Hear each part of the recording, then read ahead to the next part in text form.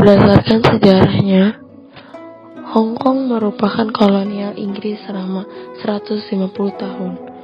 Bagian dari Pulau Hongkong diserahkan kepada Inggris setelah peperangan 1842. Lalu kemudian Cina menyewanya sebagian Hongkong ke Inggris selama 99 tahun yang dijadikan pelabuhan perdagangan.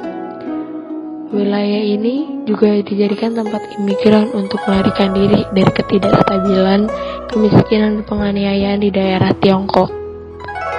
Namun, menjelang masa akhir penyewaan 99 tahun ini, Inggris dan Cina mulai membicarakan masa depan Hong Kong. Namun, Cina mengatakan bahwa Hong Kong harus kembali di bawah pemerintahan Tiongkok. Akhirnya pada 1984, kedua belah pihak sepakat Hong Kong kembali ke Cina. Namun dengan prinsip satu negara, dua pemerintahan.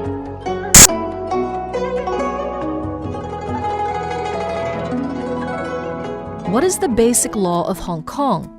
It comes from the joint declaration signed by China and Britain in 1984, which laid down the framework for China's approach to Hong Kong after the 1997 handover.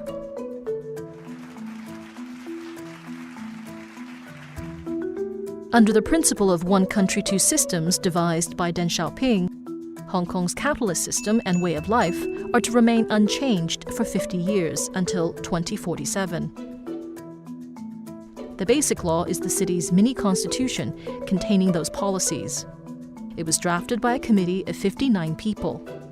Mainlanders were the majority, and 23 were Hong Kongers. It states the relationship between Hong Kong and the central government and protects human rights such as the freedom of speech, freedom of assembly, and equality before the law. The Hong Kong courts have ruled some local laws violated the Basic Law, such as an old telecommunications law that let law enforcers tap people's phones without a court order. Article 23 is controversial. It says Hong Kong shall make a national security law. An attempt to legislate in 2003 caused 500,000 people to take to the streets, for they feared their rights would be eroded. Beijing has the right to interpret the Basic Law. It has done so 5 times. In 2016, Beijing preempted a Hong Kong court's judgment over a case involving 2 pro-independence lawmakers. The interpretation made the court disqualify the pair for their anti-China antics during their swearing-in ceremony at the Legislative Council.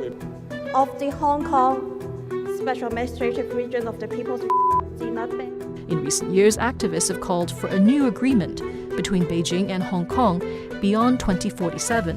Some, like Joshua Wong, call for more autonomy. Others advocate outright independence, alarming the Chinese government. There's no specific mention of what will happen to Hong Kong after 2047. But what we do know is that there's bound to be many years of intense debate about the future. Dalam penyelesaian konflik Hong Kong sendiri sampai saat ini masih belum bisa terselesaikan, akan tetapi ada beberapa hal yang harus dipertimbangkan agar penyelesaian konflik lebih cepat selesai, di mana Hong Kong terletak di jantung Asia dengan infrastruktur yang sekelas dunia dan juga merupakan pusat keuangan, perdagangan, dan juga pengiriman internasional.